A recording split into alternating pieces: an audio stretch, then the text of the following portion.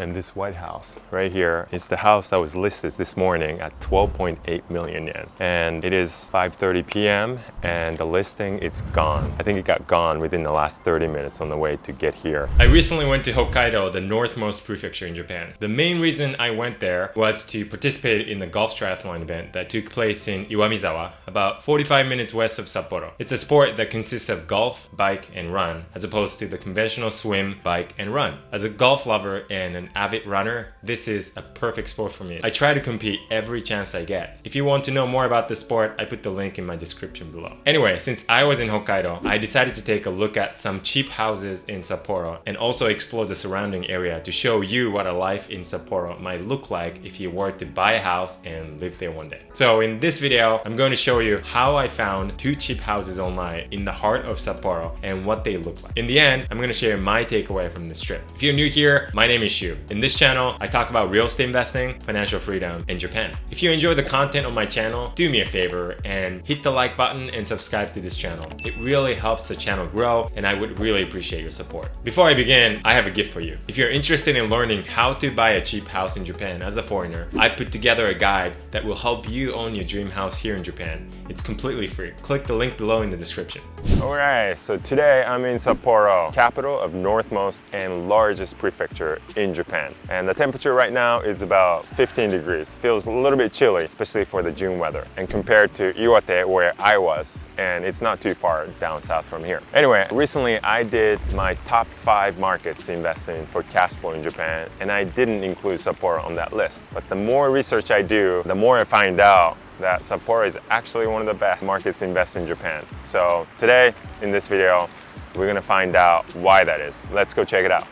Sapporo is located in Japan's largest prefecture, Hokkaido. Hokkaido is more than 5 times bigger than the second biggest prefecture, Iwate, where I was a couple of weeks ago. Sapporo is famous for the ice festival in the winter, the beer, and the host city of the 1972 Winter Olympics. Actually, Sapporo is trying to host the 2030 Olympics, although I don't think they'll be selected this time, maybe in 2034. Hokkaido is also the home to the Ainu, indigenous people in the area. I actually drove over an hour from Sapporo to the National Ainu Museum and Park that opened in 2020, and I'll talk about that later in this video as well. Sapporo seems so far away from everything else in Japan, but it's actually the 5th most populous city in the country at almost 2 million people. The winter is very cold and snowy, but it attracts winter sports lovers from all over the world. And the summer here is not as hot as the rest of the country, which is in itself is very attractive. During this trip, I met someone who lives in Hokkaido from May to November and in Okinawa from December to April. What a life. Despite being isolated from the rest of the country, many investors rank Sapporo as one of the hottest rental markets in Japan to invest in. This real estate brokerage based in Tokyo actually ranks Sapporo to be the most well-balanced city in Japan, and they highly recommend investing in it. So what does that mean exactly? Here's a quick summary of why Sapporo is an excellent market to invest in. Population. It's the 5th largest city in Japan, and the population is slowly but steadily increasing. Inbound traffic. It's a popular destination for inbound tourists, which is creating many jobs. There's a strong rental demand with an increasing workforce. Natural disasters. Unlike the rest of the country, natural disasters are much less likely to happen in Hokkaido. The chances of earthquakes happening and major typhoons coming to Hokkaido are pretty slim. It does snow a lot though. Future potential. There are a lot of redevelopment projects happening, including the extension of the bullet train line to Sapporo in 2030. Rental properties in Sapporo have a great potential to cash flow pretty well compared to other major cities in Japan. Properties tend to be cheaper, yet the rates are staying competitive with other cities. Since I was staying in the heart of Sapporo, I went online to look for cheap houses close to the city center, and I found these 2 single-family homes. This one is listed at 4.98 million yen, which is about $36,000. It's in Chuoku, a prime location. According to these photos, this place looks like it's in terrible condition, so it probably needs a major renovation. When looking at the map, it's very close to Odori, which is the center of the city, so I can run there again. The other property I found on the listing is this one. This one is 12.8 million yen or $92,000. It's a cute little 2-story house. The inside looks outdated, but it looks like it's in pretty decent condition. This one is on the west side of the city across the river, but it's pretty close to the city center. 13 people have saved this property as favorite, so it sounds like it's a popular one. So I went ahead and checked out both of these houses in one day. Okay, so it looks like I found it. I found the street. No, it's not. It's not this house. It's inside here. and not this nice house either, but I think it's the one next to it. It's this house right here, the one in the middle, in the white one. So this one is listed at 4.98 million yen, so less than 5 million yen, which is, I can't do the calculation, it's probably like 35,000 US. It's a house in a really nice neighborhood, and I looked at the website. I think the pictures look really, really bad. So it needs massive, major renovation. I don't know, another 5 million, but that only puts you to 10 million yen, which is less than $100,000. And honestly, I think the rents around here are definitely way more than 100,000 yen per month. So, you know, even with renovation costs, you can probably get more than 1% rule, which is very rare in Japan. As you can see, this alleyway has several decent looking houses next to each other. It's just that one that's listed online is the worst looking house in this neighborhood. And that's actually a good thing, as long as you're willing to renovate the place. So that street is right next to this major road right here. 2-minute walk from this major intersection, convenience store, and there's another 7-Eleven right there. So many residential, nice looking residential homes around here. I would live here. It's only like, you know, a couple miles, 3K away from the city center. Good neighborhood. If you have a car, it's just a couple minutes. And there's a train line here as well.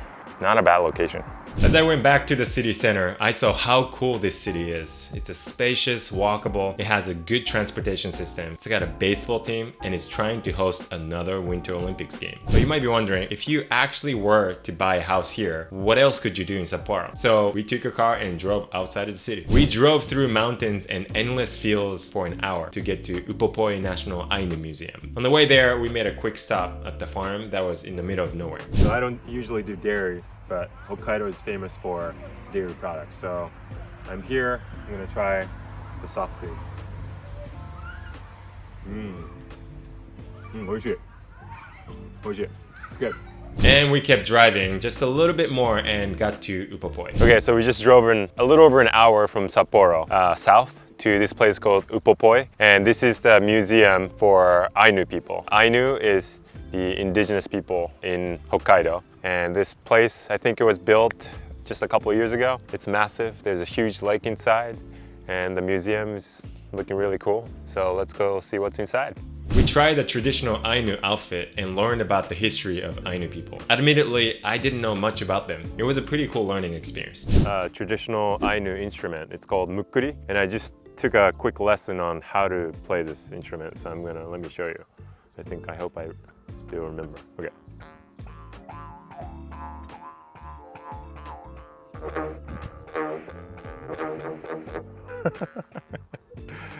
It's pretty cool, isn't it? Thank you, Hokkaido. And we drove back to Sapporo to catch our flight. Before returning the car, we made a quick stop at the second house I saw online to see how close it was from the center of the city and what the actual house looked like compared to the pictures I saw. Okay, so this is a street, and I think I found it. This is it. This is the house. Looks like it's in a pretty good condition, next to a bunch of little houses that are in pretty good shape. Okay, so this white one is the house that was listed this morning at 12.8 million yen, which is about, I think, $95,000. And on the way to here, it actually got taken off the listing. So clearly someone bought it.